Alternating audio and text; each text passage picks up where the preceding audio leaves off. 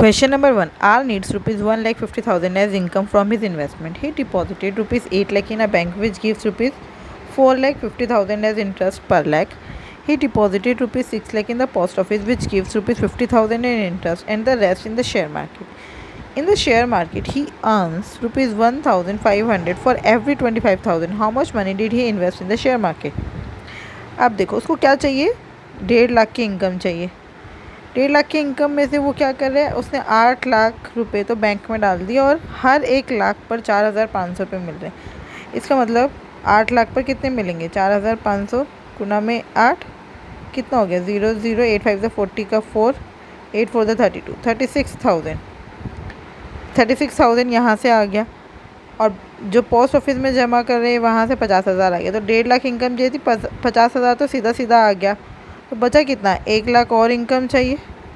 उसमें से 36,000 भी हमें मिल चुके हैं बैंक से, तो उसको कितना और चाहिए, 100 में से 36 गया, कितना बचा 64,000 की इनकम और चाहिए अपनी 1.5 लाख की इनकम पूरी करने के लिए। ठीक है, अब उन्होंने बोला वो मार्केट में अगर शेयर मार्केट में इन्वेस्ट करता है तो उसको हर 25,000 पर 1,500 रुपये की इनकम आ रही है। उसको बनाना कितना है, 64,000 कितने से, 1,500 की इनकम से। तो कितना इन्वेस्ट करना पड़ेगा, 64,000 बाई 1,500, ये हमें पता चलेगा कितना टाइम्स 1,500 चाहिए। 1,500 हमें कितने टाइम्स चाहिए, उसको हम 25,000 से मल्टीप्लाई कर देंगे क्योंकि जितने टाइम्स ये अमाउंट चाहिए उतने ही तो 25,000 लगाने पड़ेंगे। बस 64,000 बाई 1,500 इंटू में 25,000, 2 0 से 2 0 कट गई, 5 3 था 15 और ये कितना हो गया, 550 ज़ा 250, सिंपल। अब बस ये आ गया 64,000 डिवाइडेड बाई 50, 64,000 डिवाइडेड, इसको हम ऐसे कर सकते हैं 50,000 64 को 3 से डिवाइड करोगे लगभग कितना आएगा, 3 2 ज़ा 6, 3 1 ज़ा 3, 21 प्लस 1/3। तो 21 को 5 से मल्टीप्लाई कर दो, कितना हो गया, 5 1 ज़ा 5, 5 2 ज़ा 10 और साथ में 4 0। इसका मतलब 10,50,000 तो इन्वेस्ट करना ही करना है और 10,50,000 के बाद कितना इन्वेस्ट करना पड़ेगा, 50,000 इंटू 1/3। 50,000 इंटू 1/3 कितना हुआ, 17 3 ज़ा 51 होता है, तो लगभग 17,000 हो गए लगभग, है ना। बस 1,50,000 जमा 17,000 कितना हो गया, सॉरी 1 लाख नहीं 10,50,000 जमा 17,000 कितना हो गया, 10,67,000। तो ये वैल्यू किसके बीच में आई, इसके बीच में। This is the right answer. Question number 2. In a rhombus ABCD, the length of diagonal AC and BD are 16 cm and 12 cm respectively. What is the perimeter? देखो पेरीमीटर के लिए हमें साइड पता होना चाहिए और हमें ये पता है रोम्बस में चारों साइड इक्वल होती हैं। ये है हमारा रोम्बस, ये डायगोनल है। देखिए हमें पता है diagonals of rhombus bisect each other at right angle. अगर ये राइट एंगल है, ये हो गया 8, ये हो गया 6 और हमें पता है पाइथागोरन ट्रिपलेट बनता है 5 4 और 3 का। 2 से मल्टीप्लाई कर दो इन सबको, ये 8 और 6 दिख रहा है, तो ये हो गया 10, ये हो गया 8 और ये 6। इसका मतलब सॉरी, अगर ये 8 है और ये 6 है तो ये 100% 10 होगा पाइथागोरस थ्योरम से। अगर ये 10 है तो 4 इंटू साइड हो गया पेरीमीटर, क्योंकि चारों साइड बराबर होती है रोम्बस की, तो answer is 40। Question number 3. A shopkeeper marked an article at rupees 500. The shopkeeper allows a successive discount of rupees 15%, 10% and 5%. Selling price कितना होगा आर्टिकल का, देखो सेलिंग प्राइस निकालने के लिए क्या करेंगे, 500 इंटू में 15% का डिस्काउंट मिल रहा है तो वैल्यू कितनी मिल रही है, 85/100।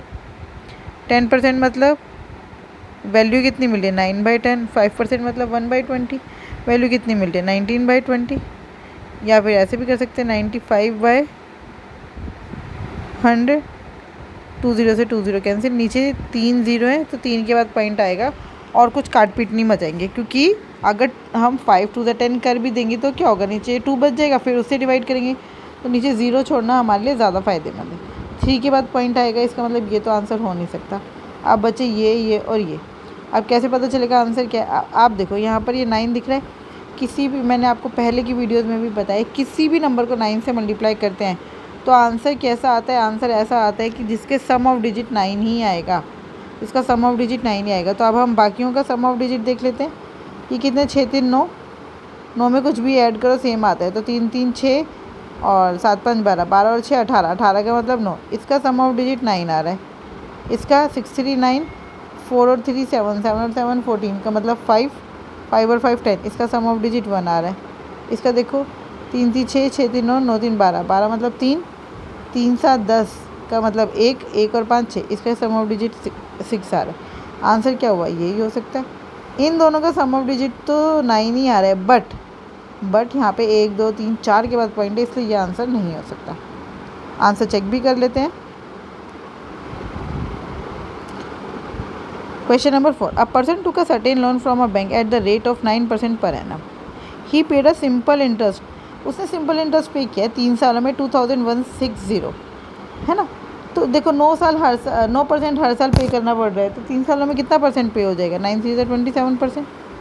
27% किसको रिप्रेजेंट कर रहा है, 2160 को। तो हमें सम निकालने, सम मतलब अमाउंट ऑफ लोन मतलब 100%, 2160 बाई 27 इंटू में 100, 9 3 से 27, 9 2 से 18, 9 4 से 36, 3 8 से 24, 88,000 is the right answer.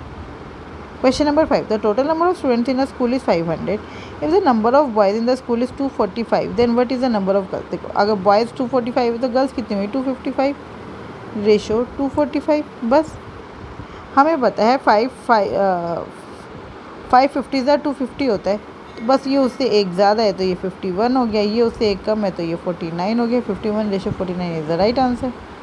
Question number 6, consider the percentage of student. ये परसेंटेज दिया है, ये स्कूल्स हैं और ये एक्टिविटीज़ है। तो हमें पूछा है the activities in descending order of the average number of students. Average क्या होता है, सम ऑफ ऑब्जर्वेशन अपॉन में नंबर ऑफ ऑब्जर्वेशन। लेकिन देखो हमें तो कंपेयर करना है और नंबर ऑफ ऑब्जर्वेशन सब में सेम है, 1 2 3 4, सबके डिवाइड में 4 आएगा। तो सीधा सीधा हम टोटल देख लेते हैं और टोटल को डिसेंडिंग ऑर्डर में अरेंज कर देते हैं।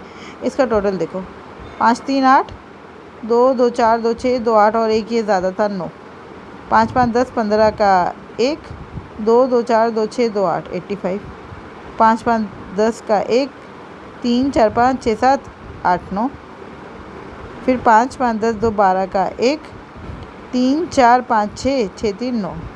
अरेंज करो डिसेंडिंग ऑर्डर। डिसेंडिंग ऑर्डर मतलब डाउन डाउन डाउन डाउन, सबसे पहले सबसे बड़ा, पहले गेम्स, फिर उससे छोटा डांस, फिर उससे छोटा एकेडमिक्स, फिर उससे छोटा म्यूज़िक। तो GDAM देख लो, यही है GDAM।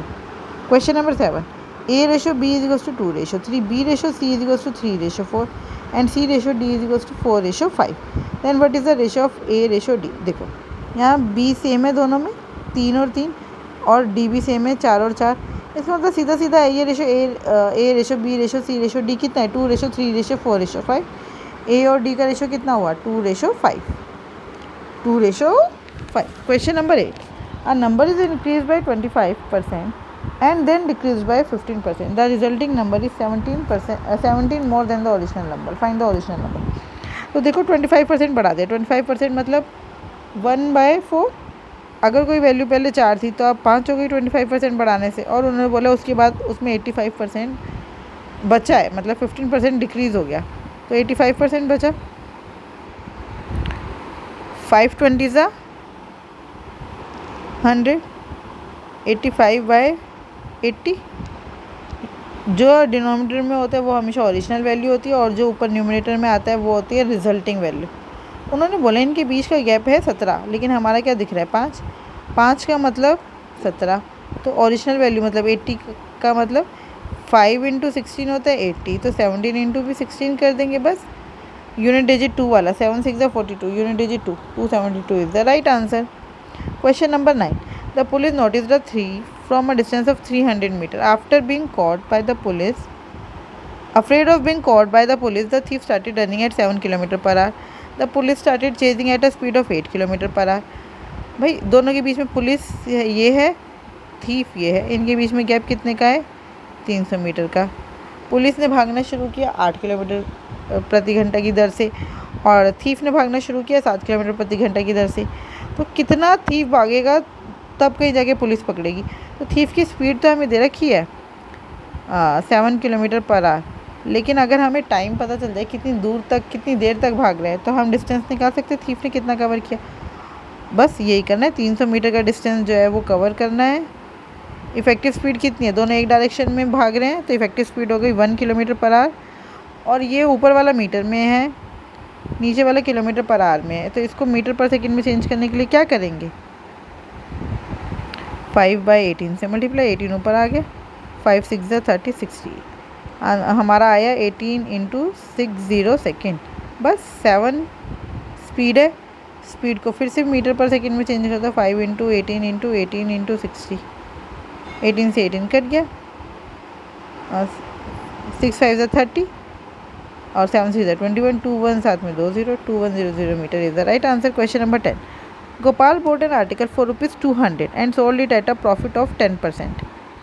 What would have been the increase in profit percent if it was sold for ₹230? देखो 230 रुपये में ख़रीदा होता तो 30 का फ़ायदा हो रहा है किस पर, 200 पर। तो 15 का फ़ायदा हो रहा है किस पर, 100 पर। तो 15% का प्रॉफिट होता, पहले 10% का और है तो कितने का डिफरेंस आ रहा है, कितना इंक्रीज़ हो गया profit, 5%। This is the right answer. बस आई होप आपको ये बहुत अच्छे से समझ आए होंगे। फिर भी अगर कोई डाउट हो तो आप मुझसे जुड़ सकते हैं @mathsps1 पर। Thank you, keep learning, keep practising.